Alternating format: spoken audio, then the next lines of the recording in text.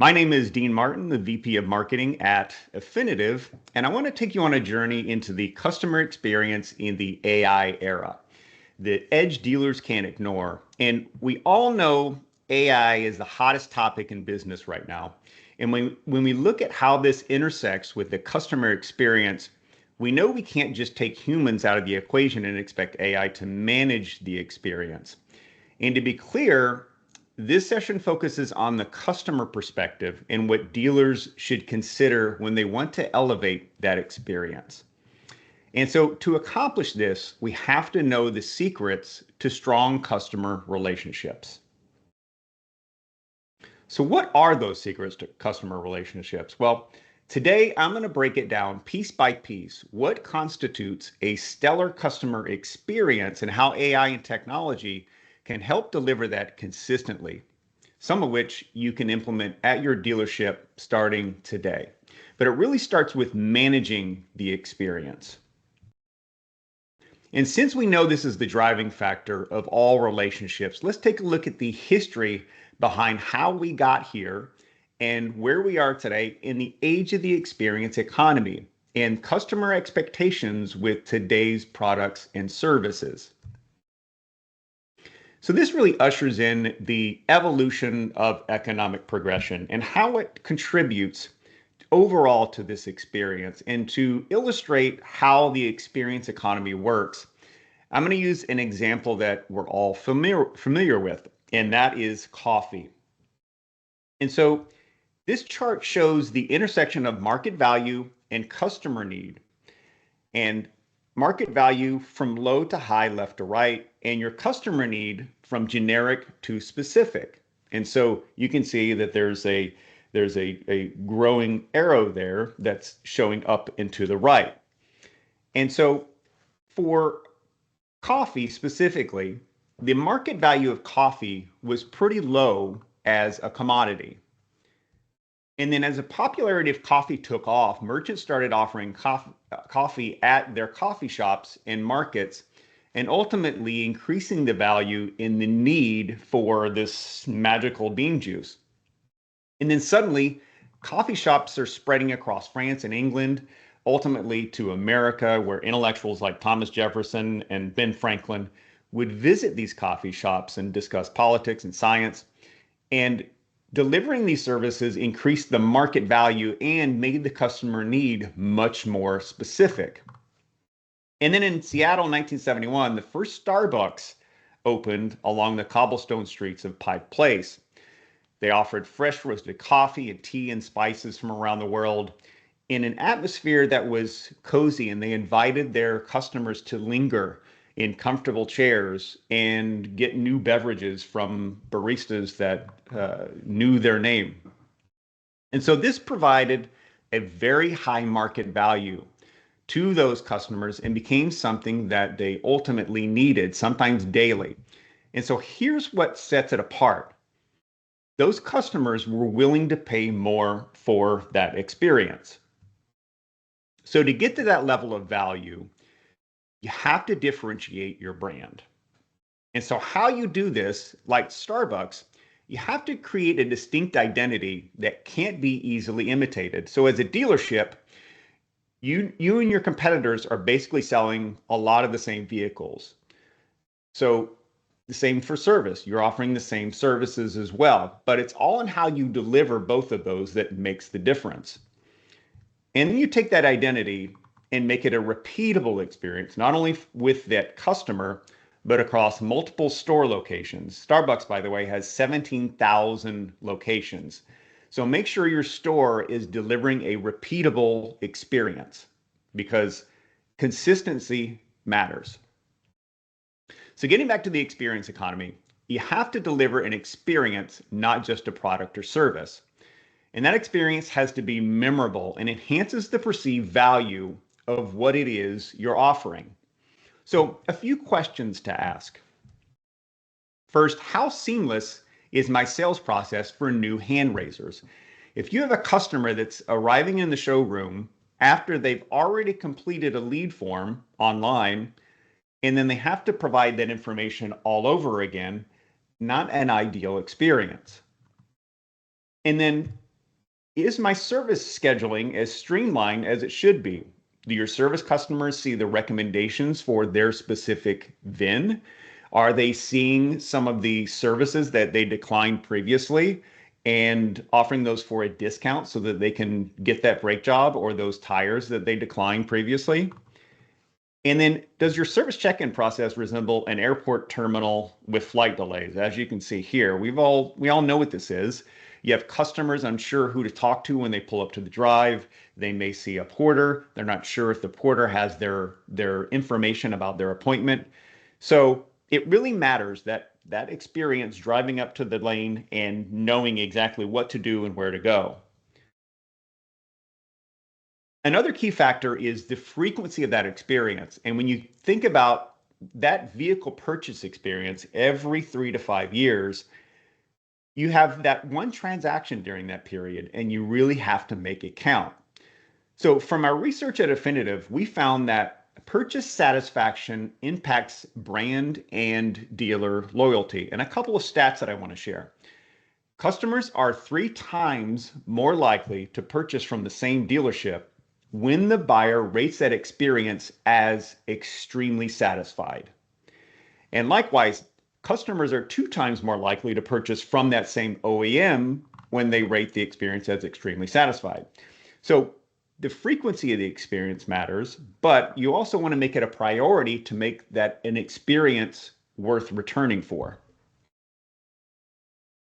So another concept to think about is the customer is actually the product. And what I mean by that is because you're seeking to change the customer's worldview. And if you customize that experience and personalize it, the result is a deeper level of engagement. For example, if you have a mother of 2 kids it's coming in for a new starter on her SUV, you're not actually just selling a starter.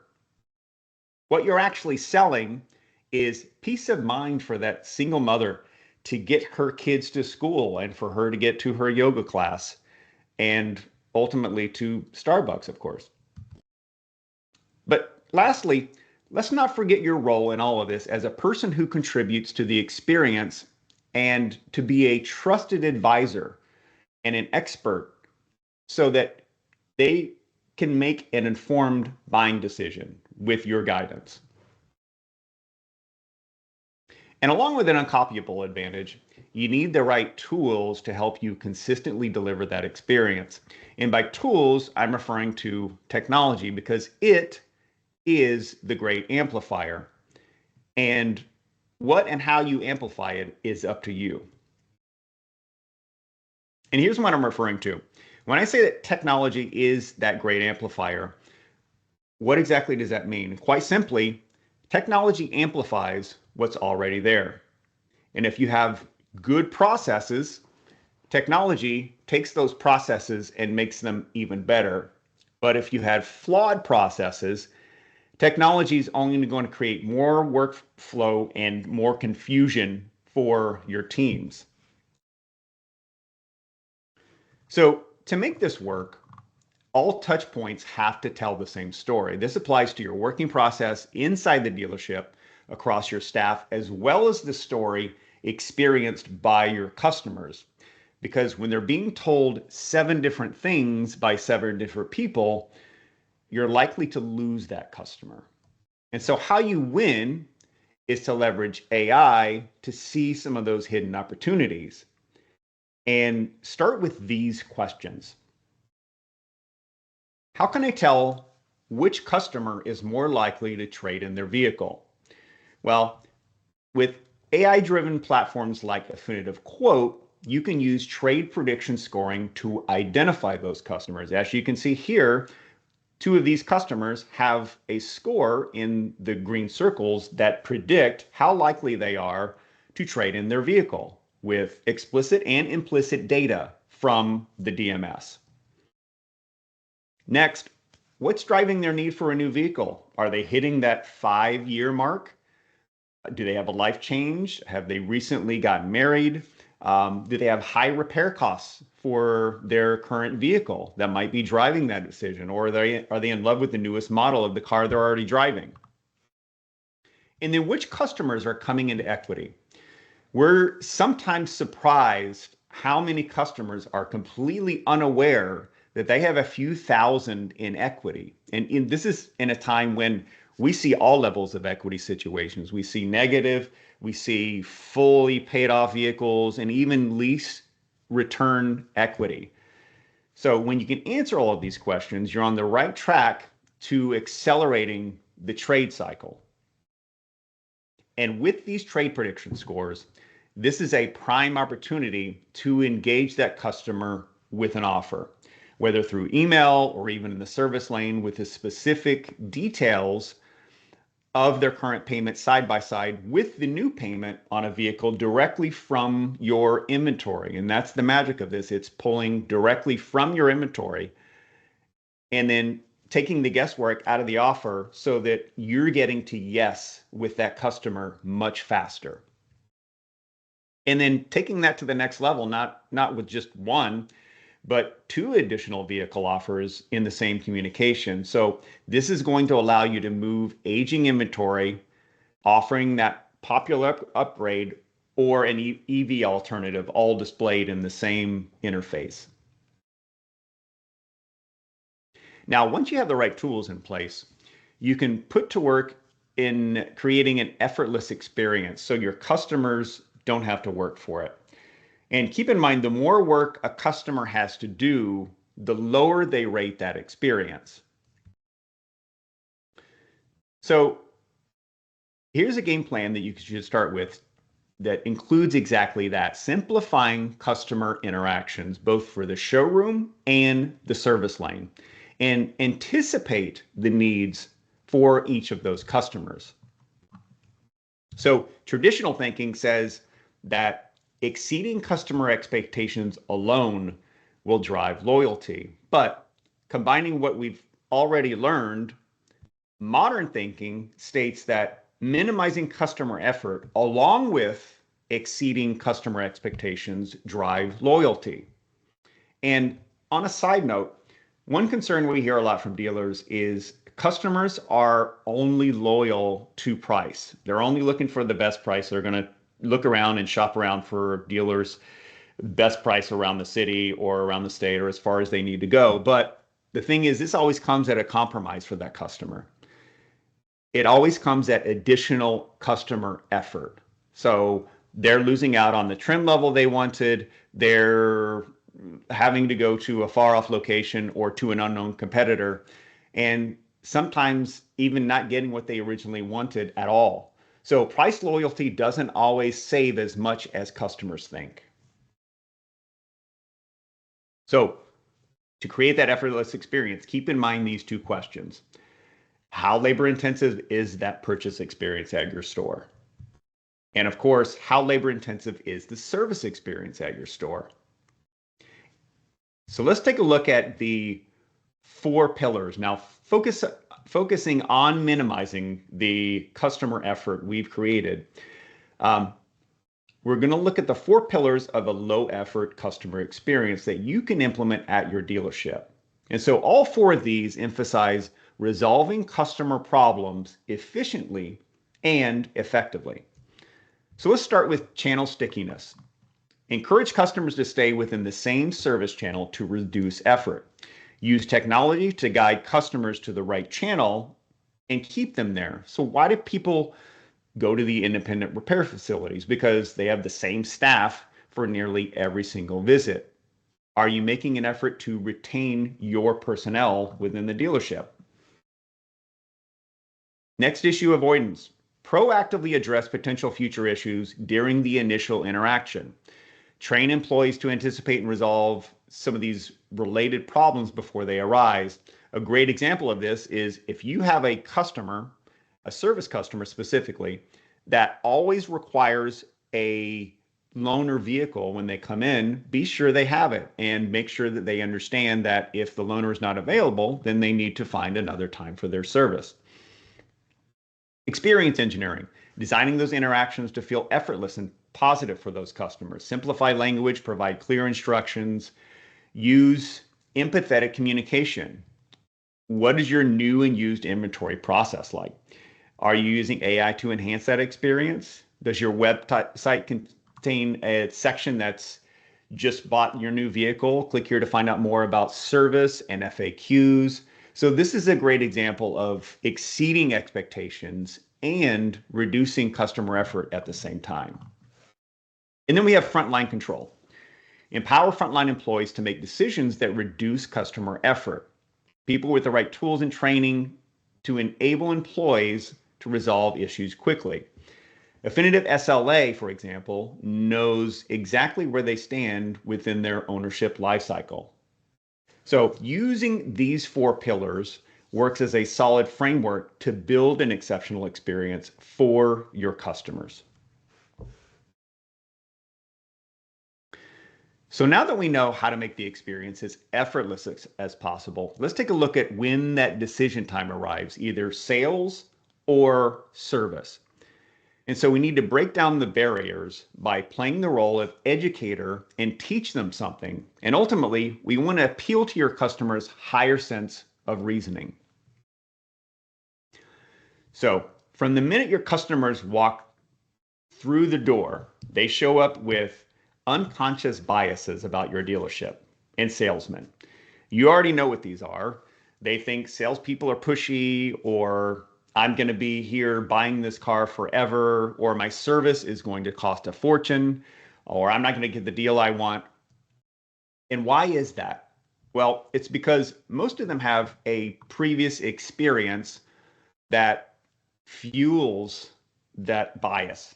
And so a couple of the most common are confirmation bias, where they're seeking out only information to confirm their preconceptions.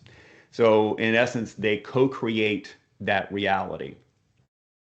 And the second one is stereotyping, expecting a group of people to exhibit a certain quality with no real information about them. Here you can see, the cheesy car salesman image that some of them have in their mind already. It's built in. We all have these biases. For example, if I were to ask you, what is the most important major organ in the human body? You would probably say the brain, because the bias is built in. Of course, the brain thinks it's the most important because, after all, it does control your ability to answer that question. So while we're on the subject of the human brain, let's take a look at the decision-making process that happens multiple times while customers are at your dealership. The minute new information enters the brain, it first goes through the lizard brain, then the amygdala. This is the oldest part of the human brain, and its purpose is to allow you to sense danger and react quickly. And so the amygdala acts as a circuit breaker, which is the fight or flight part of the brain that keeps kept our ancestors from being mauled by bears or mountain lions. And so this is the part of the brain that's closest to the spinal cord for good reason. And it's the shortest route to control your entire nervous system. No higher level of decision making takes place in this part of the brain. For example, what single word comes to mind when you imagine being in this scenario? Well, if you're like most people, it's probably run. And this is exactly the lizard brain at work. When the lizard brain sees a threat, it reacts in a way that looks just like this.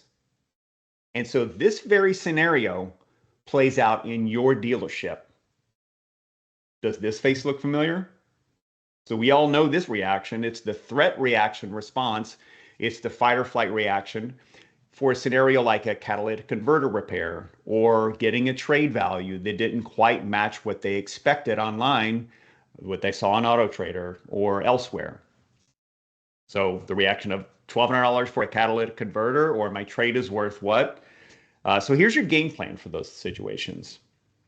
This information has already passed through the lizard brain and your customer has already reacted.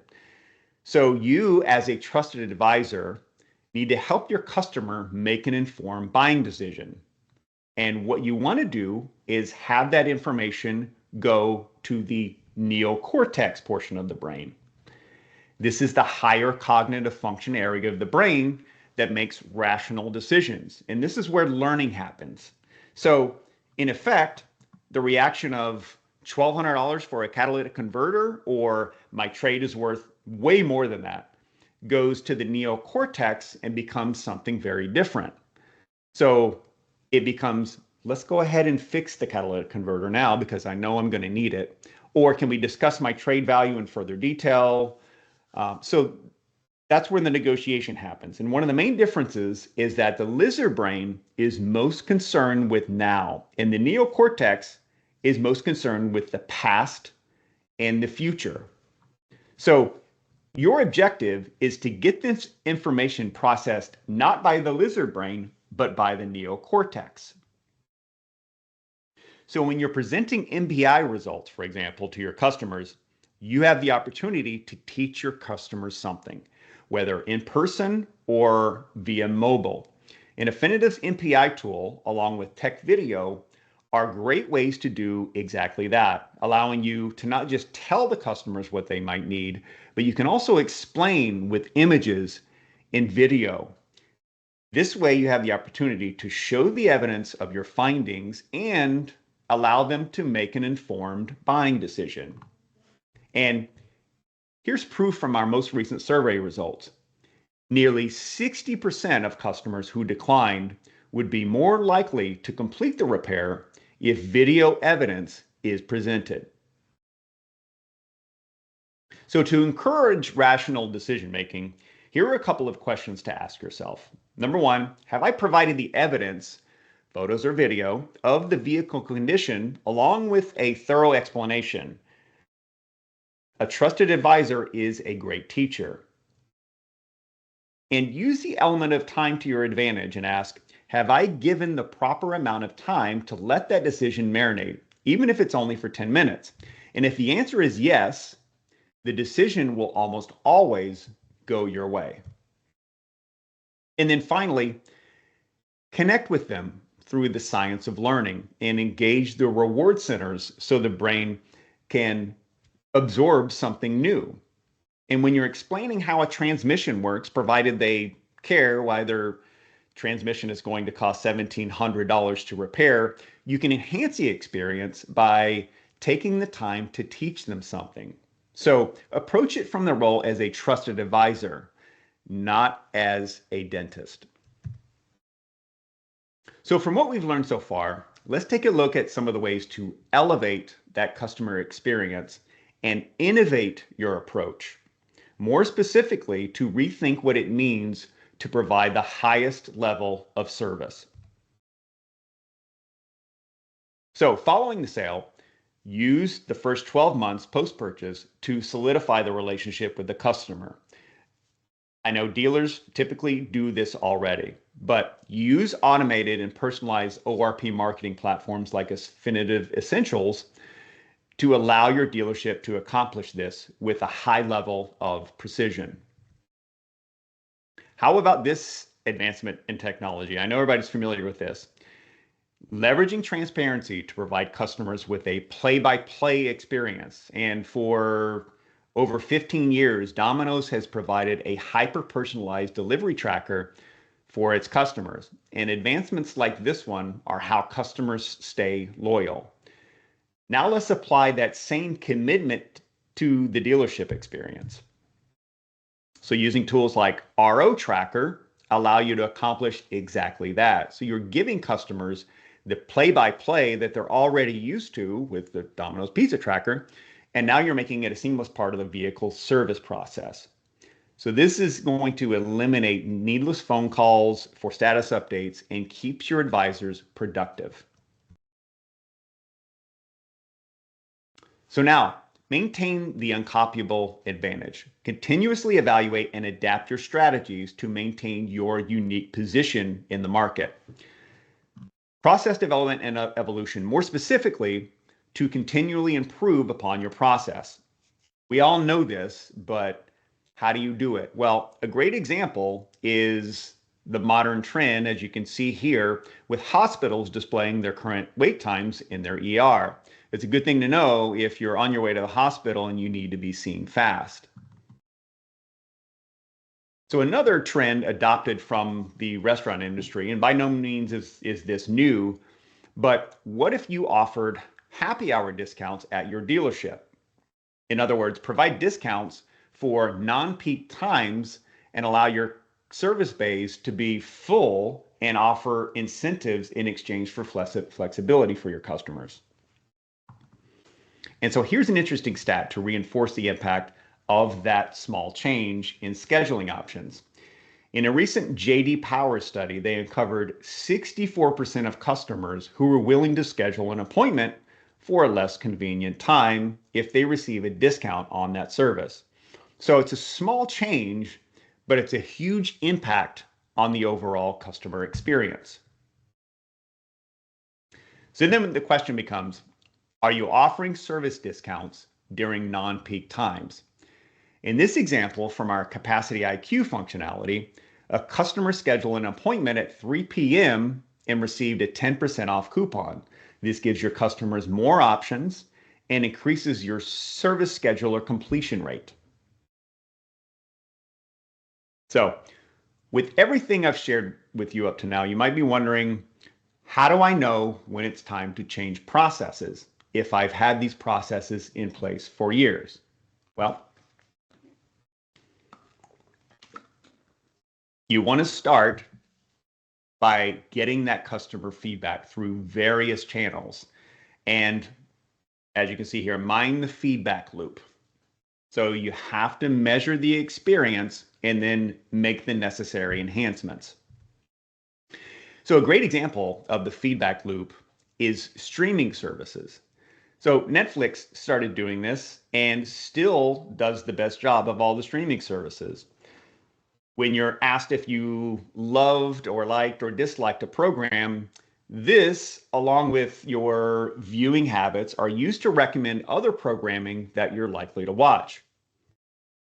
So this is a great example of hyper-personalized experience that reduces customer effort when trying to find something to watch, even though I usually spend entirely too much trying to find something that I want to watch still. So a great way to include that feedback loop with the customer experience. So for your dealership, this means leveraging the feedback mechanisms available to you. These are the things you already have in place. You already have your CSI reports, you have your dealer ratings, you have your verbal feedback directly or through your BDC team, and you have your NPS scores. Your KPI goals, you know exactly what good performance already looks like. And so by doing this, you'll continue to put the customer at the center of your business. And then the next step is make data-driven decisions for constant improvement, because data without any analysis is a waste of time. Okay, so now let's summarize everything we've covered today. Technology. Use it to amplify communication and uncover opportunities. Also use photo and video to your advantage. Reduce customer effort. Remember, exceeding customer expectations and reducing customer effort are the power couple. Utilize teaching.